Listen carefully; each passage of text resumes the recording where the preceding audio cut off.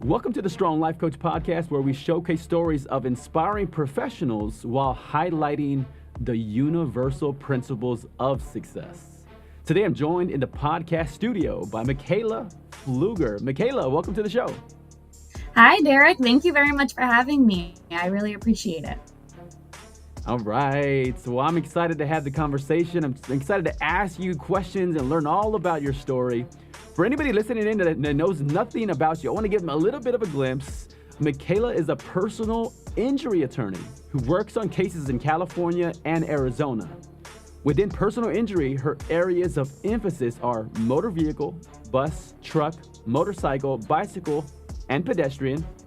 Also premises liability, wrongful death, dog bites, sexual assaults, and sexual abuse. Mikaela, let me start the conversation with what inspired you to become an attorney.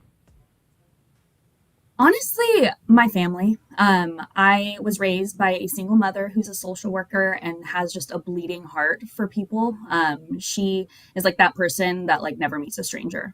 So just watching her interact with people, I knew that I wanted to help people that were wronged.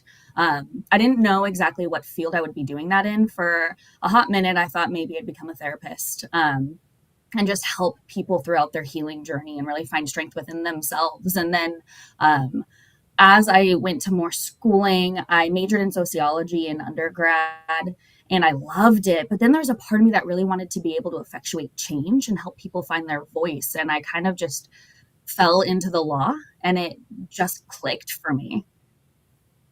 Wow. One of my favorite things to hear people speak about is how their parents inspired them, and it's so powerful. It's so powerful when anybody is talked about in an uplifting way when they're not even in the room. Like it's always inspiring, but then I think it's an extra layer of power when you're able to lift up and honor your mom and her example, and to see how that's having this lasting legacy and lasting impact, not only on you, but all the lives that you serve and you help and that you touch. Thank you. I love that. And what was her response when you found out? You know, some people who are attorneys, sometimes there's a big deal with getting into law school, or there's a big deal graduating law school, or there's a big deal with passing the bar. What was her or your family's response to you stepping into those milestones? Yeah, so I am the first person in my entire family to be a lawyer. So it was really exciting in a world of unknowns. My mom's favorite story of me is that when I was 5 years old, apparently I was just like in a full-blown argument with her. And my grandpa was like, she's 5. Like, why are you arguing with a 5-year-old? And she's like, she's making really good points. So her response has always been like, I knew you were going to be an attorney. Like, I called that from the time that you were speaking. So I think it made her feel very vindicated. I love that for her. But it's been really fun. I mean, there's like this running joke within like the law community of like the second you become an attorney, people start coming out and they're like, I have a question. I have a legal question. So I have definitely encountered that, but it's fun to be able to like help people that have helped you in different stages of your life. And my family certainly enjoys that I am a lawyer. Yes. What's funny is there's such a perception on the outside world of you being an attorney. Naturally, you have an area of focus, your specialty, if you will. Outside world just thinks you're an attorney and thinks you know everything about every element of the law. But of course, it also allows you to be a great referral source to other attorneys in other capacities. Yes, certainly. So what is it for you, would you say you enjoy most about being an attorney? I think that what I enjoy most is the ability to tell people's story.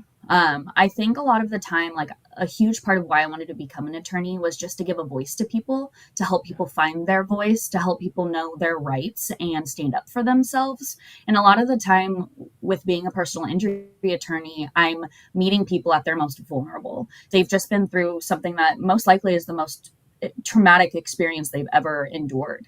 And so when they're coming to me, they're in this place of vulnerability. And my favorite part is giving them that safe space to just open up and feel comfortable speaking their experience and how it's impacted them, and giving them this space of just feeling safe and okay and validated, I think is honestly the most rewarding part of my job and also my favorite part. Wow. There's something empowering and special when somebody chooses to trust you with some of the most fragile parts of their lives. I could totally see how you and your mom have that parallel experience where she experienced that as a social worker, you experienced that as a personal injury attorney.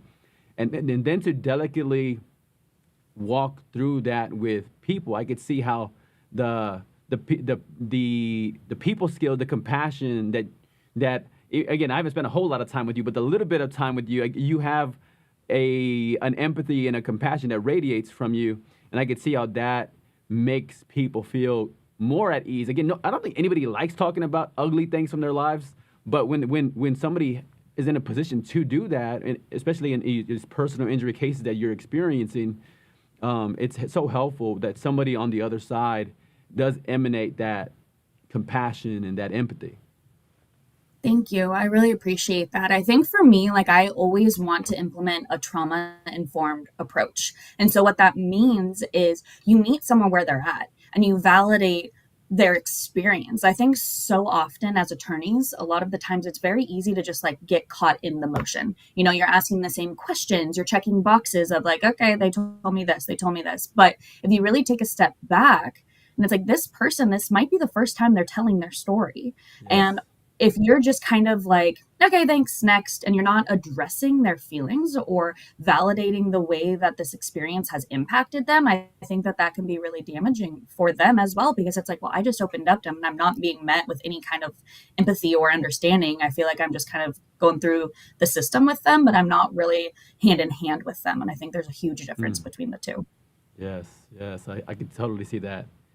Now, when you're exposed to things like this, I wonder this about every person who's exposed to some of the ugly of life, whether it's the social worker or the therapist, or in your case, in the personal injury space.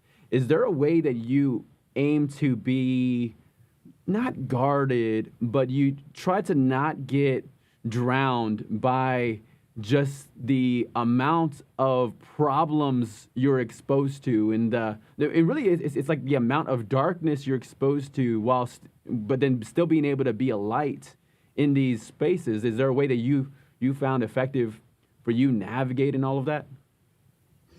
I think it's so easy to take on the heaviness because you Yeah. really want to put yourself in your client's position because you want to be able to effectively tell their story. But it's also so hard to carry that with you and not be able to like set certain boundaries or know Yes. your limits. And like one of my favorite sayings is like you can't pour from an empty cup. So I think always just ensuring that like I'm showing up at 100% for them allows me to kind of be like, I know how much I have to give today. And so it's kind of being intentional about when you're setting up conversations, knowing when they might be a little bit heavier, and knowing if you're in the mental space to be able to show up authentically and as fully for them, because that allows me to be a better advocate for them. So kind Wow. of finding that boundary and like being introspective. Yes, introspective. Yeah, I imagine there's so much self-awareness and pausing and asking the question, how am I doing? Am I filled up? That's a question for anybody who's in Mhm. a leadership role, whether it's a leadership role as simplistic as a parent, or somebody who oversees other people, or somebody who's just influencing, like a little league coach is asking the question how you're doing, because you want to be able to pour out effectively, but you cannot, to your point, pour out from an empty cup, and you do need to be filled up to be able to be to pour out. Now, how did you choose personal injury? Because there's an element of a number of cases, number of areas of law that could maybe fulfill some of what you're talking about in an effective way. How did you narrow in on personal injury as a focus? Yeah, I think for me, I wanted to be a victim advocate. And so Yeah. there are so many fields of law that can be fulfilled in. For me, I took a gap year before I went to law school, and I kind of was like, well, I want to, familiarize myself with this legal field. I want to know if I actually enjoy it before I go in debt for it. Like it's a big commitment to Mm-hmm. go to law school. So I'm like, I need to know if I actually even like this, or if like my idea of what it is aligns with what it is in reality. And so during that gap year, I started working for the Simon Law Group, and they're a personal injury. It's where I still am today. And I don't know that I was truly seeking to be a personal injury attorney. I just loved working for that firm. I loved learning from the attorneys. I loved watching their interactions with our clients. I love how just like in it they were. And so I think I was so inspired by all of the attorneys there that I was like, yeah, I could do this. Like, this is actually exactly like what I imagined it to be. And so often, like, I am fulfilled in being able to advocate for our clients because they've been wronged, and I get to, like, walk them through all of these steps and give them that safe space and advocate and fight for them. And so I think while I didn't like seek personal injury, it just really fit for what I wanted Mm-hmm. out of like the field. Wow. It's special to hear somebody speak about an employment experience like that. I think it speaks to probably to the culture of what they built. Mhm. Because remind me, your role during that gap year with the firm, what was it? I was an administrative assistant. Right. So So I was, it, yeah. as the administrative assistant, you might have been exposed to a bunch of things behind the scenes. It could be really beautiful or really tough or rough. To see things happening behind the scenes. But the fact that the culture of the firm inspired you to say, not only do I want to become a lawyer, but then I also want to focus on this area of law, and then I'd love to even be back here on the other side, and so not as an administrative assistant, but as an attorney, and to see that you've lived that out. But I think it speaks volumes to the culture of the firm that you were in before, and that you're still in now. Hmm. No, definitely. I could not agree more. I think it's so important too. It's been that I've gotten to see every step. I've been different positions within this firm. So I've been an administrative assistant, then I was a law clerk, and then once I passed the bar, I became an attorney. So it also gives me this appreciation for just everyone at the firm. We all play such Hmm. integral roles that it's been really amazing to be able to kind of be at each step and feel just as important as the last position I was in. Yes, yes, yes, yes. And you never know. It's a reminder that you don't know, in the way we treat people matters, right? Like, Mhm. if you were disrespected, you know, in your role when you weren't, you were on the attorney side of it, anybody could imagine how that could have muddied the water for, the way you saw the firm or the way you saw the profession. But the idea that whatever experience you had, that you decided to move forward in all of it, Yeah. it's powerful. Absolutely, especially because I put a lot of pressure on that gap year. I'm like, well, whatever my experience is here is going to determine if I want to go into this field. Like, going in with that kind of like importance placed on it also could have gone terribly. So I'm very glad that it didn't, and that I did have the Hmm. experience that I did, because I'm not sure that everyone would. I mean, so many different cultures and people in the field that it's like amazing that I've found a really good network and support system as well. Yes, for sure. Now, what has been one challenge that you faced as an attorney that you've overcome? Yeah, I think sometimes it's really hard when I have a client that is having a hard time opening up. And so, like, one of the hardest things that I face, I think, sometimes is meeting the client where they're at, um, when they might not already be seeing the impacts that their traumatic experiences had on them. I think as human beings, it can be really hard sometimes to want to like sit and lament on something that hurt, physically, mentally. It's hard sometimes when like our coping mechanisms can manifest in so many different ways, especially when it's like, well, I don't want to sit here and always think about this one event that made me feel so terrible and that has impacted my life. Like, I don't want to be focusing on like the negative. Like, I want to like move on, Right, I want right. to heal. And so Hmm. sometimes it's hard to get clients to like open up in the way where it's like, this has impacted you, and it's okay that we validate that and that we move on. Like, this is your new reality. It doesn't have to be good, it doesn't have to be bad, it just is. And so I think sometimes it can be hard when it's like, okay, like I know where you're at, I'm not going to push, I'm just going to like let you know I'm here. Like, and when Mm. you are comfortable and when you are ready, we can take this next step together. And so I think a lot of the times we're ready to just kind of like go, go, go. But I think it's really important to just meet someone where they're at. Yes, yes, yes. I think that's a great friendship tool. Just to have that in your pocket as a tool, just to remember.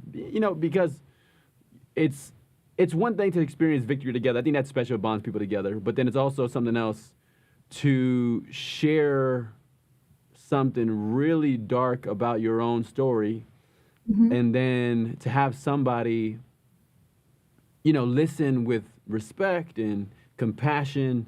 And what it often does, what I've noticed with me, it inspires me to go deeper. Because sometimes, you might show what it might be, a let's say a PG-13 version of darkness, and then you're trying to see, okay, hey, I'm gonna give you this version.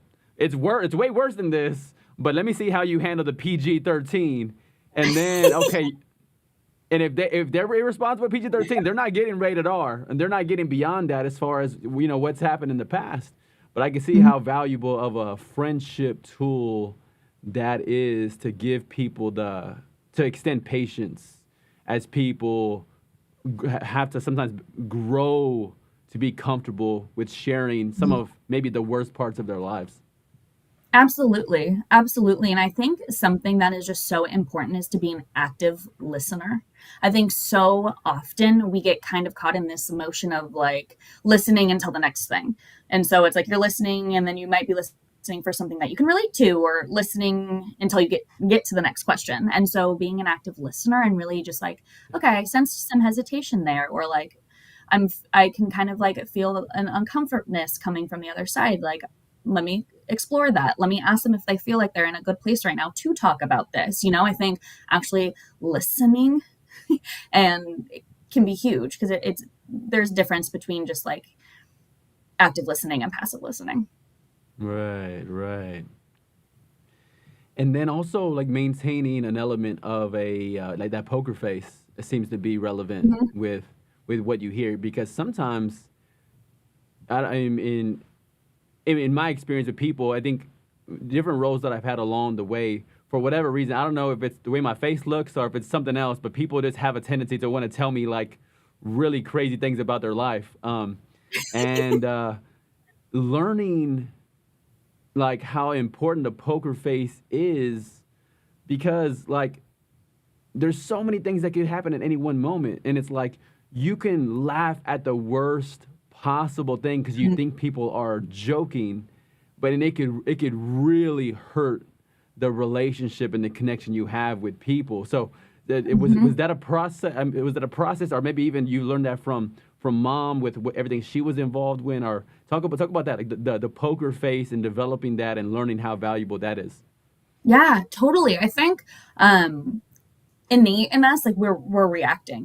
We have visceral reactions, and so Yes, I think yes, in order to like allow someone to feel safe, like you don't want them to feel judged or like they have to be on the right. defense. And so implementing that kind of just like, I'm just here, I'm listening, I'm going to nod so you know that I'm still here and I hear you. I think like the nodding tool has been huge for me because I think sometimes like like your eyes will open and or it's like, hmm, Right, if I right. just I'm just kind of Yeah, sitting yeah. there like nodding, like I'm still here, I'm still with you. I think silences also can be super telling, especially because like innately I think we want to fill silences. So also just allowing time after someone has said something to just be like, okay, I'm gonna like wait because like you might have more that might come out.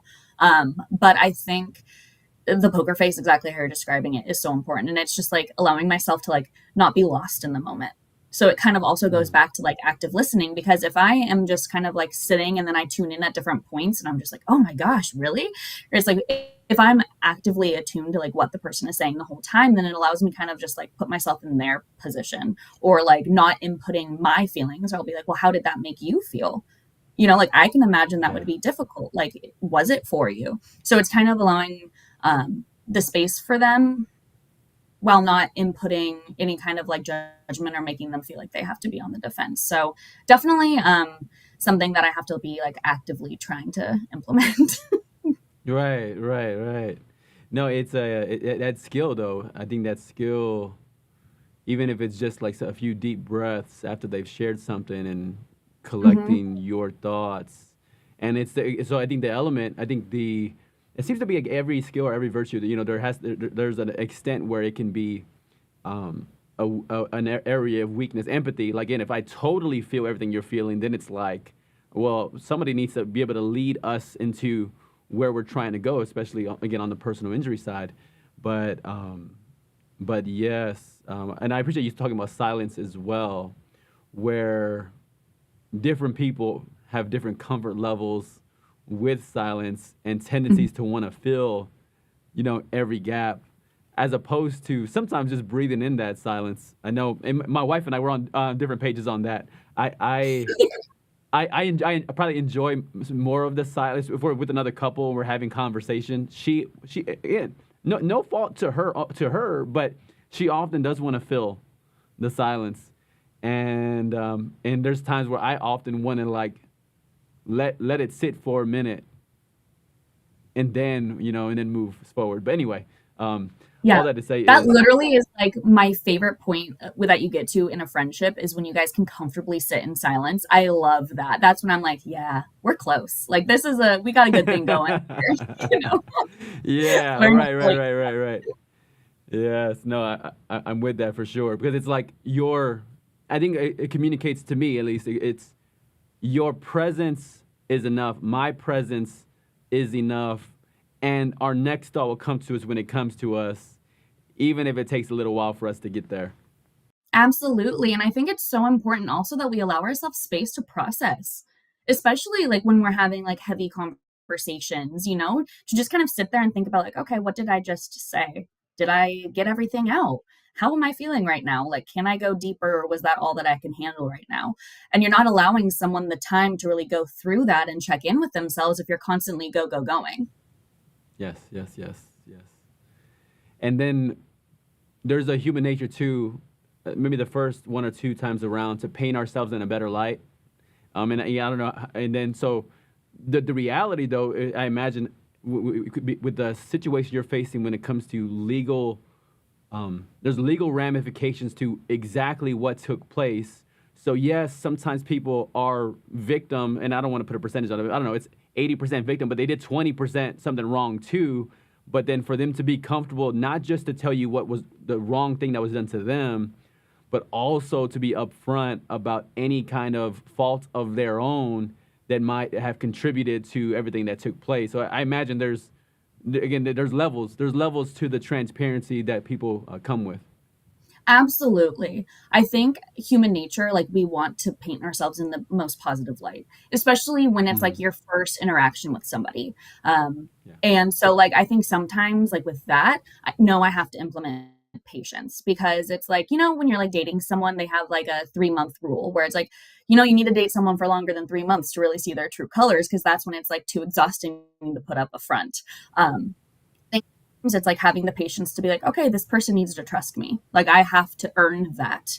And so I think it's super important to implement. And then also like my philosophy, and I tell this to like my clients from the very beginning, is like I would rather be proactive than reactive.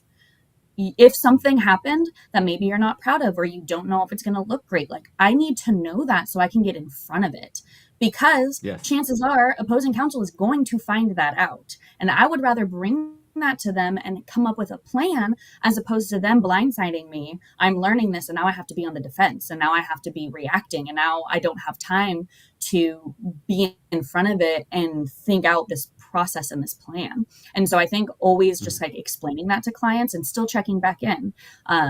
And like, hey, I know we've already talked about this. I just want to make sure that XYZ, where it's not like I'm not asking the same question because I don't believe you. I just know that sometimes memory is fickle and like we are not mm, historians. And so I think allowing them, because I never want my clients to feel like I'm not listening. Like, we've already talked Right, about this. right. It's like, I know we have, just wondering if anything has come up from our last conversation, I think is like a good practice and a good way to go about it too. Yes, yes. And all these skills, I feel like, I mean, do you ever have moments where you're like, you know what? If if this lawyer thing doesn't work out, I mean, there's so many things that you could do. I mean, there's the therapy world, and there's the, I mean, I'm even hearing things, you know, that there's like ministry stuff you could be doing. There's nonprofit stuff. There's all these things you could be doing because your mind. So your mind, as an attorney, has to be technically aware of law Hmm. plus who you are. Again, the compassionate side of you, the people skills side of you has to have that side. So I mean, who you are and how you come forward seems to be, again, this really strong professional that can fit a number of pockets. I'm sure any organization you're connected with, they're like, hey, can we put her in like a leadership role, you know, and because Thank you. again, everywhere needs it. Everywhere needs it, you know. And I think those skills that you have, that those interpersonal skills, are so valuable in the marketplace. Thank you. That means a lot to me. I think I just really pride myself on like always being passionate about what I'm doing. And Yeah. like I just really believe in what I'm doing and who I'm doing it for. And that just fills my cup in so many ways. I think a lot of times, like, um, we have to find interests outside of our profession because we're not feeling fulfilled in some kind of area. Like I feel like I'm really like hitting all of it and really believing in what I'm doing and having a good balance between like all of my passions and being able to authentically show up as me. And that feels really good. Yes. Yes. Yes. Love that. Authentically showing up as me feels really good. Love that Yes. quote. Thank you. All right. Let me ask you. So what is one common challenge you've witnessed other attorneys face, and what do you think is a great solution to that challenge? Yeah. I think I can kind of like discuss what it feels like to be like a female attorney in a very heavily male dominated field. Hmm. I think we've made like huge strides, and I never want to sound like whiny by any stretch of the imagination, but Sure. also it's like my reality um and just like speaking with a lot of different female attorneys, like sometimes there's this added pressure to have to like prove that you deserve to be in the space that you're in. And so I think a Hmm. big part of that as female attorneys is just having a really good network, a really good support system, finding attorneys that can be allies, that can, you feel comfortable about like saying your name in a crowded room when you're not there. I think Mm-hmm. it's just like finding your people and being really intentional about it. And I think sometimes it's this fine balance where it's like, I love to use exclamation marks. I love to just be like, hope you're having a great day. Like, I want to be able to show up like that, Mm, still demand respect. And so it's kind of just like this right. balancing game of like, I deserve to be in this space, but I'm also still going to be true to me. Mm-hmm. Wow. And when you talk about the network, what I'm curious about, it, if you were to recommend somebody like an ideal mix, if there was one, is that mean like, hey, 90% women, 10% men? Is it 70/30? I know it's never that perfect, but I can see, so before you answer, I can see somebody going, okay, all women, which is good, but I can also see how there's maybe an element that might be missing in your network if you have only all women, and then there aren't men who can also, like what you said, speak your room and speak your name in a crowded room and elevate you, lift you up, endorse you. So anyway, what's your perspective on maybe an ideal mix between men and women as far as that strong network that supports you? Yeah. I think honestly that like this goes back to being like an active listener. Like I have found my network because I have been in a room where someone may have said something incredibly sexist and someone turns to me Mm. and is like, "Hey, like I heard them say that and that's not okay." Um and Mm. that can be, you know, any kind of person. And I think it's like it's more so listening to the people that are saying that and that are speaking up. Or if someone says something and someone's like, hey, like, we probably shouldn't say that, or we probably shouldn't think that way. Like finding the people that are comfortable standing up for what is right. And so that can be Mm-hmm. male, woman, anybody. Just someone that like feels comfortable calling out injustice. I think is like how I have found Mm. my network. Or even if it's someone who just messages me and validates something, like if I send an email and someone assumes that I am not the attorney, if I'm talking to someone who assumes I'm not the attorney because I am a female, finding people that will be like, hey, no, she's an attorney. And that can be anyone, but it's like knowing who has your back and who sees the injustice and is comfortable calling it out or saying what it is. That's so fascinating. Um, I think about that, and it's very, I think, inspiring. I think about two things. I think there's you said it too. You said it two ways. There's the public call out and there's the private call out, and it reminds me of how much people pay attention and how much things matter, and and I think that's an area that inspires me to want to be better. Like even if it's you said like just acknowledging it on the side. I think that's so powerful. Like maybe somebody out there, they're not the person that might ever get up in a boardroom and like correct Right, whatever the boss, who just said that and put their own career in jeopardy. right. Maybe they're not that dramatic, but maybe it's what you said of understanding the situation, seeing that something was wrong, and then bringing it up to somebody else that was there Hmm. that could have been affected by it. Um, I think it's quite beautiful, if I'm being frank, for somebody to do that because it's not just hey we just let it happen, but it's hey it's an acknowledging of something wrong that took place, even if it's not the dramatic version, but it's Hmm. the subtle version. The fact that that you admire both is Yeah. is really I think empowering and inspiring. Thank you. I think as humans, like sometimes we just want our experience to be validated, to not just Yeah. kind of quiet the Mm. voice of like, am I making too big a deal out of this? Or is it how I read it? Just to have that validation of like, no, I see that and that's not okay. Sometimes can just be really like, okay, like I can put that where it needs to be then and like continue on. It stops the ruminating thoughts or wanting to like lessen it and make it seem like it's not as big of a deal. It just kind of allows you to be like, okay, I didn't misread that. That feels validating. Mm. Yeah. That's really good. It's so good. I'm gonna take that away. There's so one of my hobbies outside of my professionalism is my brother and I, we coach my niece and their 4, 5, 6 year old t-ball team, and we had a situation with one of the coaches who like we try not to yell at the kids because it's still like you're helping them to enjoy playing more Right. than like technically getting it right. Anyway, one of the coaches was beyond where my brother and I try to stay as far as exclaiming at games, Hmm. but even going back to some of the parents and validating their concern with him. This again, the third coach yelling, but then having that conversation with him as well. So I think all of those things, what you're saying is definitely inspiring me.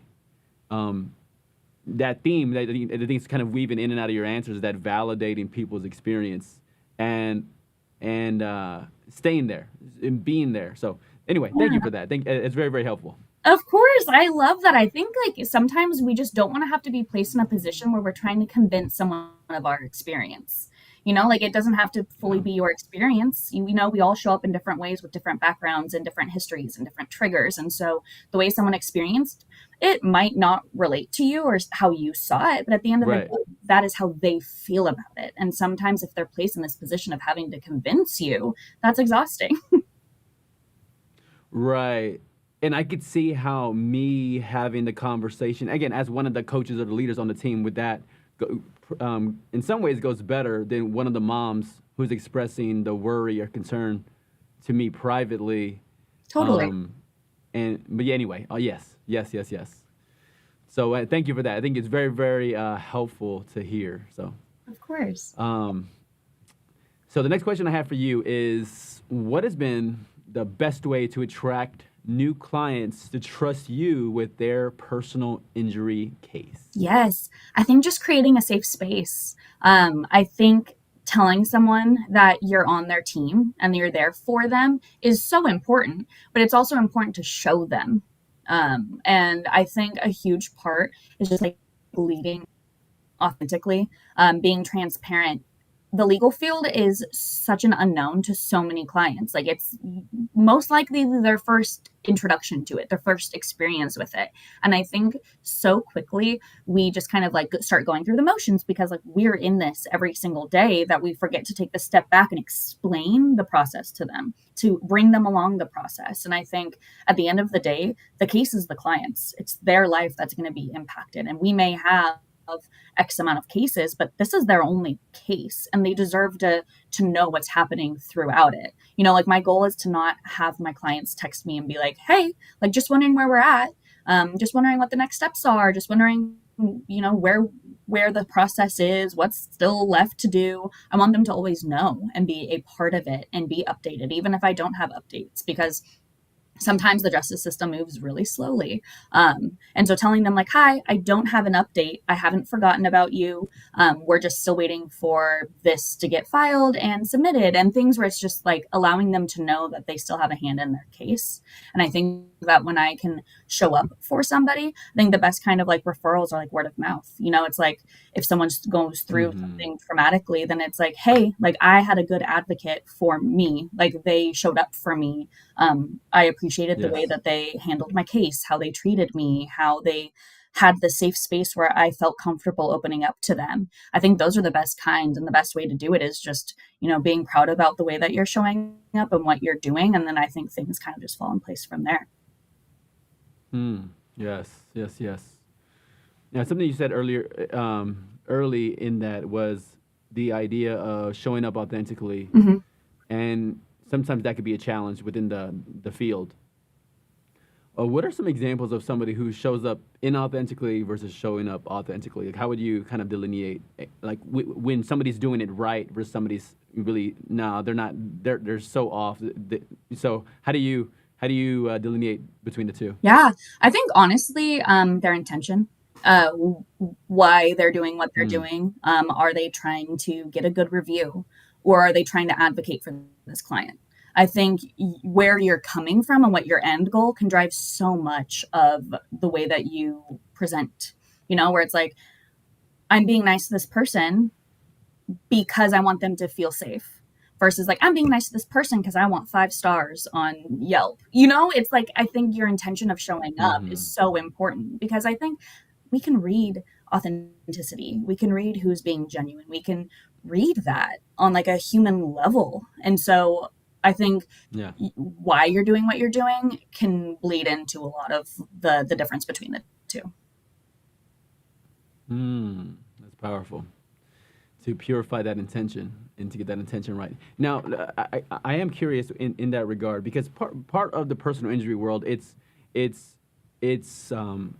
client acquisition. Like, you're acquiring cases. Like, that's was one of the, as I understand it. Correct me if I'm wrong there. Is that accurate? Like, acquisition is a big part of it? Absolutely. Yeah, having a caseload is important. Right, right. And it's like anywhere, but I know personal injury attorneys have talked to me in the past. A number of them, I'm not making an assumption about you, but it's like eat what you kill. It's very much, hey, their salary is connected very much to their caseload. Again, you don't have to comment on that, but I mentioned that because it makes me curious with navigating that intention with how somebody brings up that they're a personal injury attorney, because there's so much referral oriented to, again, a client acquisition.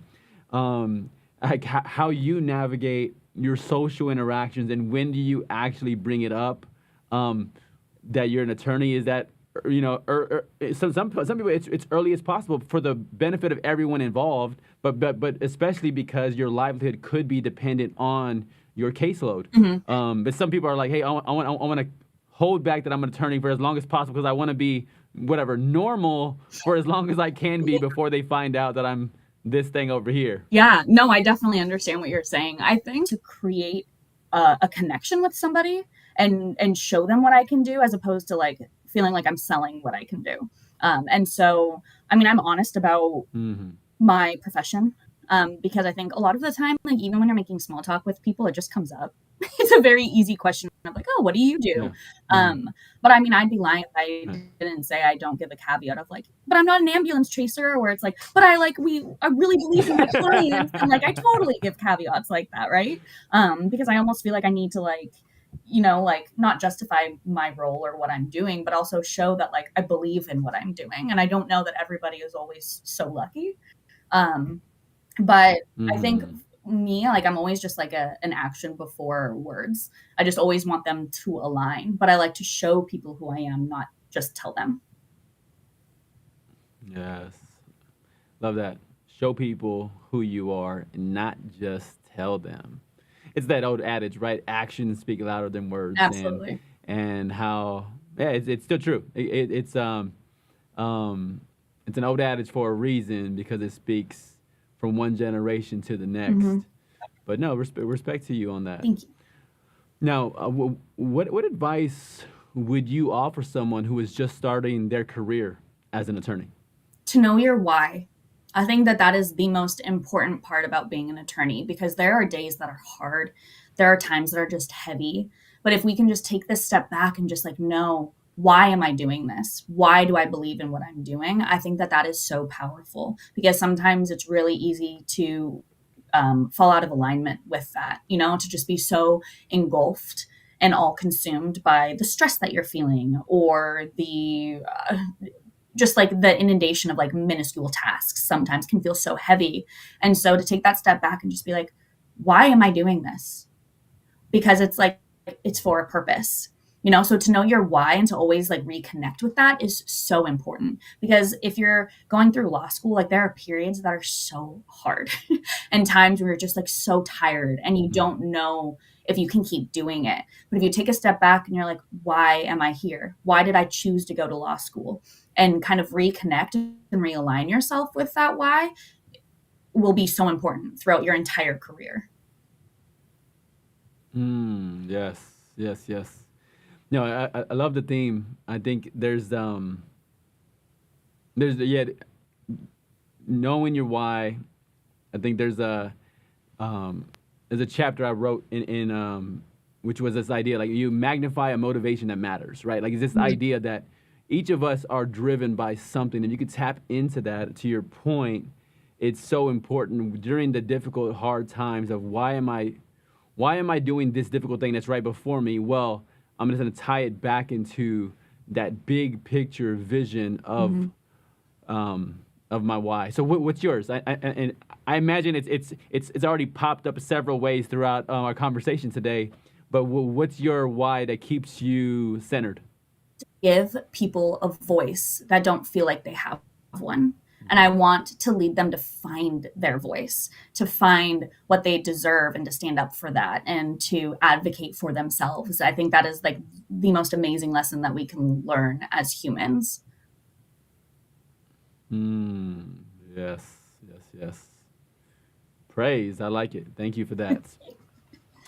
Now, let's talk about work-life balance. It's a topic that comes up often among um, lawyers struggling, battling this monster, defining it in different ways.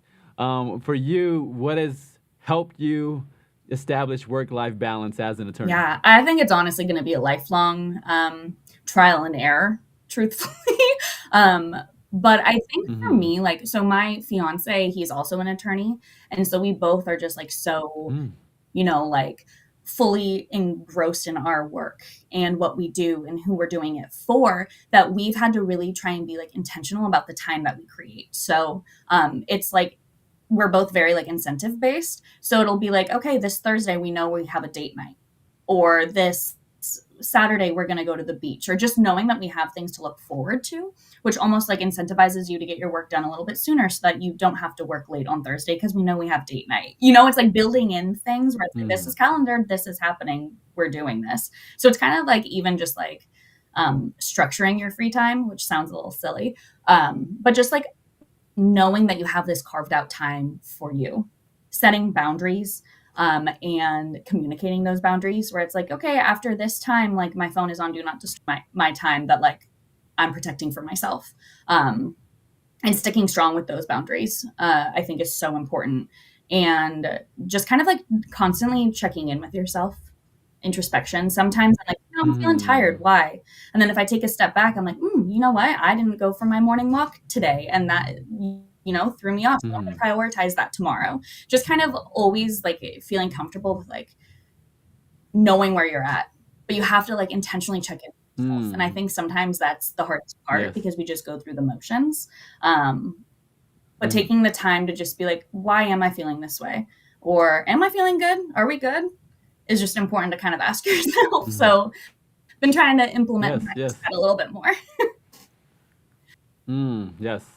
Now, throughout our conversation today, when I've heard you use a number of key phrases that are relevant in the self-care space, the self-help space, the motivation space. Again, there's a lot of things connected. So, what do you attribute that's helped you to be well versed, and then seems to be again is part of your ethos and who you are and how you operate? Again, hey, I'm just a big reader on the self-help space, or I'm a big podcast listener, or I'm a where do you get the content and get some of the topics that you've even alluded to? Again, when somebody brings up boundaries, I think okay, they're aware of the concept, and they talk about introspective. Okay, they're aware of that concept. And they're talking about knowing your why. That's anyway. Different books pop up in my mind, but I'm curious, where do you get all of that, and how did that develop for you? Yeah, a healthy combo of podcasts, books. My mom is a social worker, my sister is a social worker, so like they're Yes. constantly in tune with like, how are you feeling? Why do you think you're feeling that way? Which is really helpful, and Mm-hmm. also a lot of therapy. Where I just have, I my philosophy is like I am a work in progress. And I constantly want to be growing. Yeah. Like growth mindset is like so key for me. Is like I am like I'm with me for the rest of my life. Like I want to always pour into me. I always want Mm-hmm. to be bettering myself. I always want to be growing and showing up for me because that's important. And like I can show up for people in a better space when I show up for me. And so I learned a lot about that in therapy, just having like amazing therapists that like helped me check in with me and then know what to do with that. Because I think sometimes it's like we need Mm-hmm. tools. It feels great to vent, that's awesome. But I also want to know what to do with that and where to put that energy and how Mm-hmm. to progress myself. So I think kind of a combo of Yes. all the above and having a good network. No. Okay. Nice. Yes, yes, yes. Well, yeah, it's fascinating. Sometimes I'm listening to interviews back, and I'm hearing people refer to different books. Maybe I hadn't read certain books, and then I read them, and I listen to the interview. I was like, oh, they're referring to that, whether they knew the book or not. They're referring to the concept inside of that book. And then sometimes when I'm live in an interview like today, and I'm hearing you speak about things, like, okay, whether hey, there's that book she's mentioning or referring to or alluding to, and there's that book, and there's this one over here, and there's that one over there. But no, that's great. I mean, it sounds like the combination of again, mom, sister, Mhm. network, books, podcasts, and then the therapy experience as well, which I think is relevant in the lawyer space.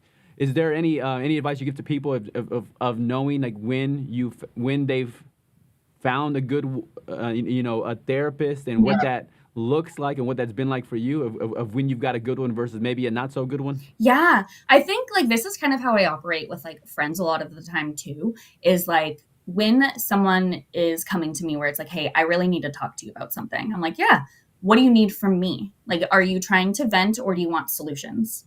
I think it's so important because that helps in Mm, the way that I'm listening and that also helps in the way that I'm showing up for them because I may jump into the solution based approach, but they might not be there yet. They might need to just process this out or just like be heard. And so if I jump into that, then I'm not giving them what they need in that moment. So I think a big part of finding a really great therapist is knowing what you need in that chapter of your life.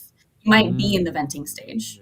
yeah. And so maybe a therapist that just Right. sits and listens and validates your experience, where it's like, yeah, I'm sure that that is hard. That might be great for you in that chapter, but then you also might be at a point where it's like, okay, but what do I do with this? Like, yes, it is hard, and Yes. I'm not feeling good, but like, what can I do about it? Then you might need more of like a solution based therapist or approach with your therapist. So I think also like Mhm. it's hard to not feel like married to your therapist, where it's like, I've already like talked about all my traumas and my hard things. And like, I'm going to have to do that again, where it's like, you kind of get stuck of like, Mm-hmm. do I have the energy to find a new therapist? I think also just kind of like knowing like, I don't have to stick with this one if I'm not feeling fulfilled is also really important. But I'm a firm Yeah. believer that everyone should see a therapist or have a therapist.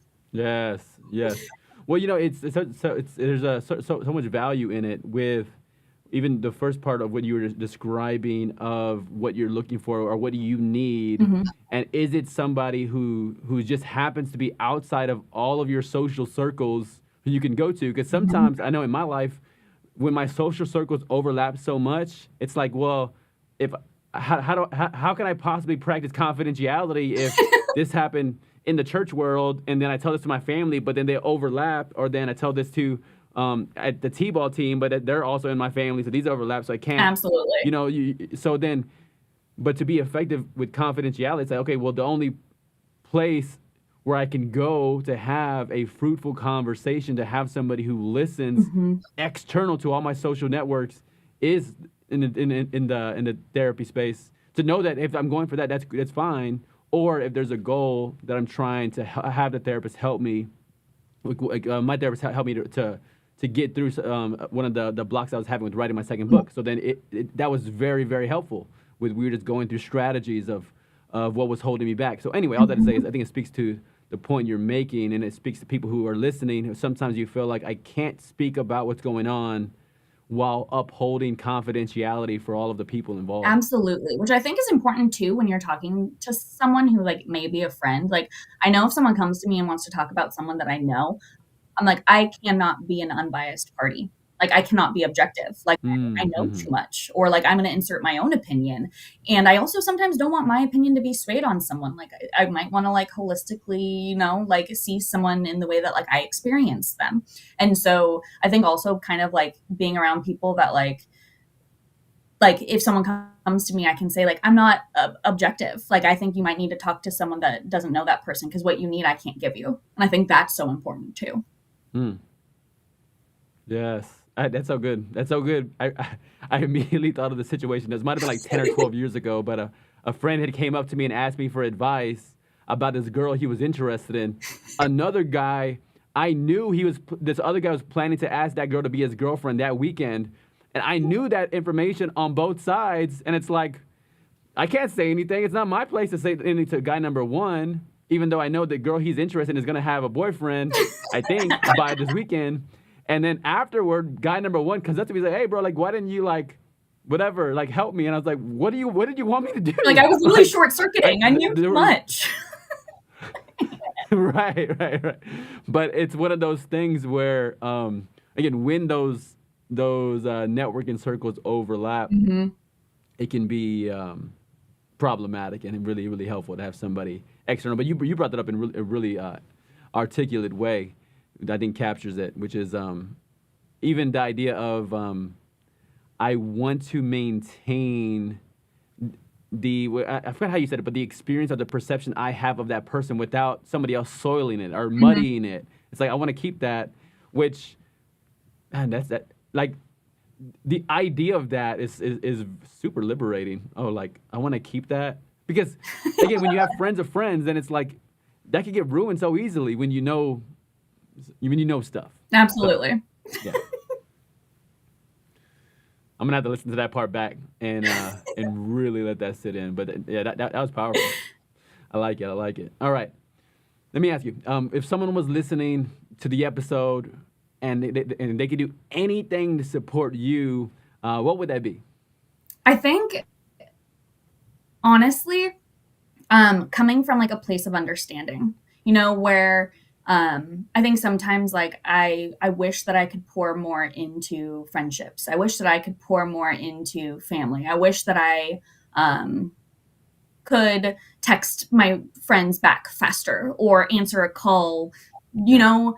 so I think that like I beat myself up a lot for that because I constantly want to be able to show up. And I think that when like I'm met with like a level of understanding of like, hey, I know you are busy and we are going to find a time, will always like make me feel so much better than like why aren't you making time for me? Or like, why haven't I heard from you? Where it's kind of like, I'm already beating myself up. And like, I want to surround myself by like, the kind of like energy where it's like, hey, I'm meeting you where you're at. Like right now is a busy season, but we're always going to catch back up. So I think coming from a place of just like Mm, meeting people where they're at, I think is so important of just like, hey, what do you need from me? Or just like, hey, like I just want you to know I'm thinking about you. Like those kinds of moments of just like check-ins are so powerful.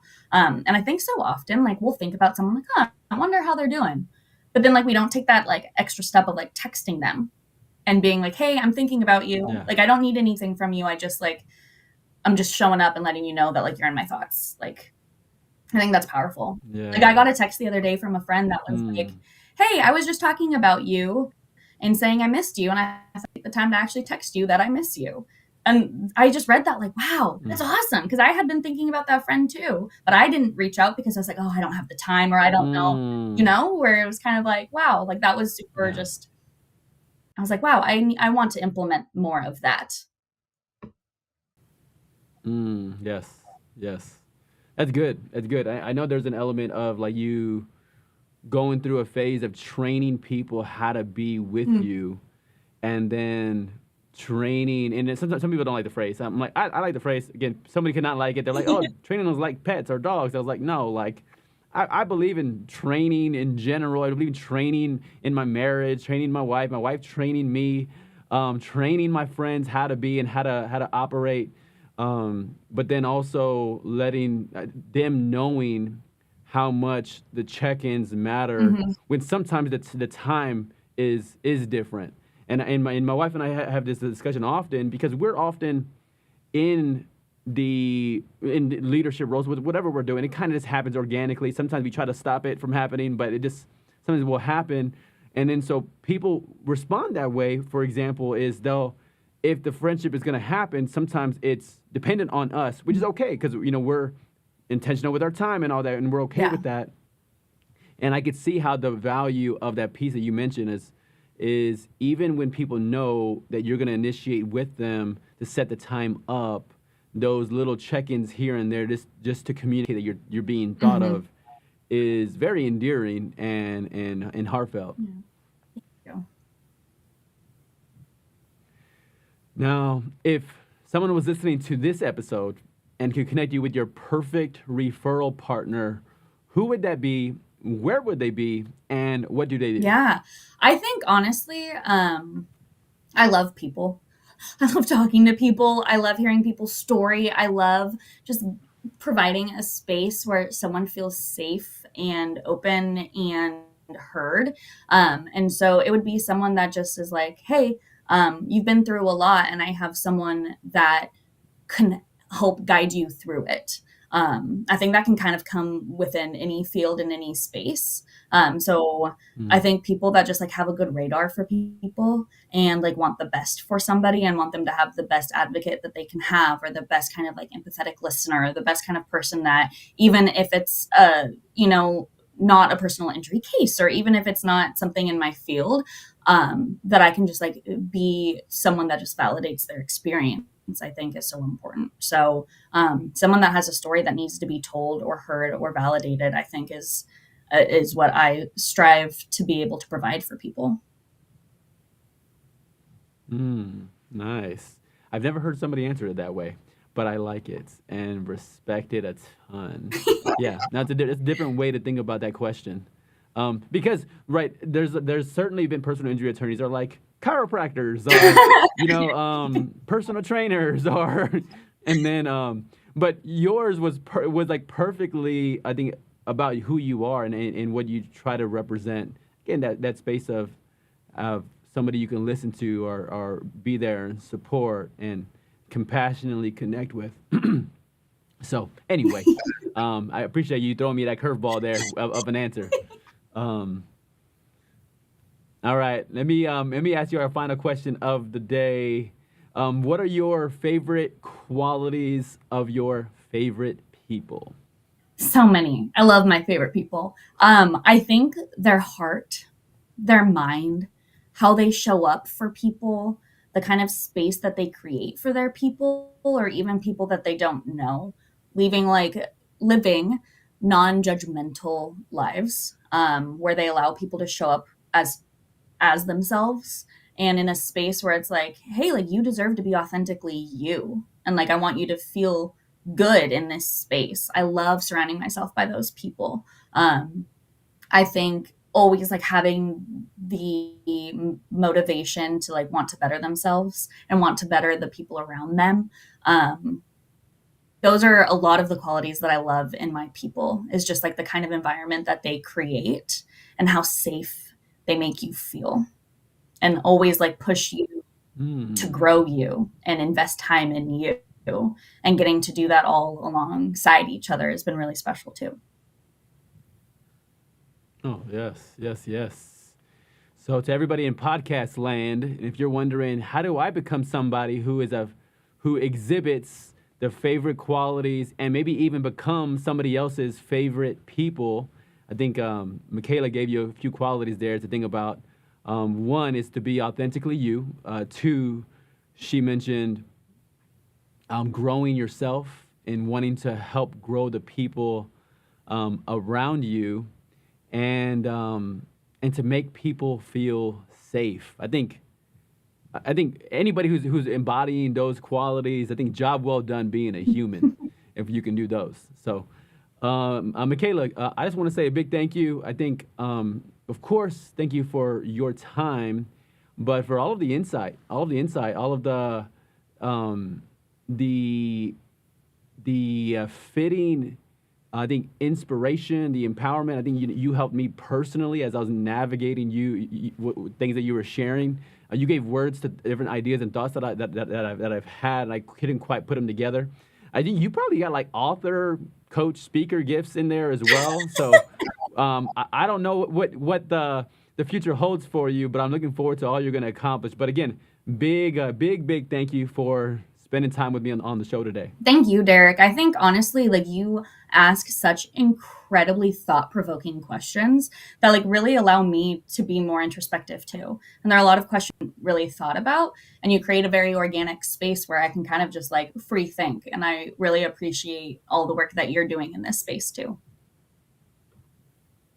Oh, thank you. Very gracious. Not surprised that you'd say that, but very encouraging. Thank you. And for everybody listening in, thank you for listening to an episode like this. I think it's so special that you would give us your time, your effort, your energy to tune in. But be sure to go over to the Apple Podcast app and give us a 5-star review. Remember to subscribe, and then we'll connect with you on the next episode. Goodbye, everybody.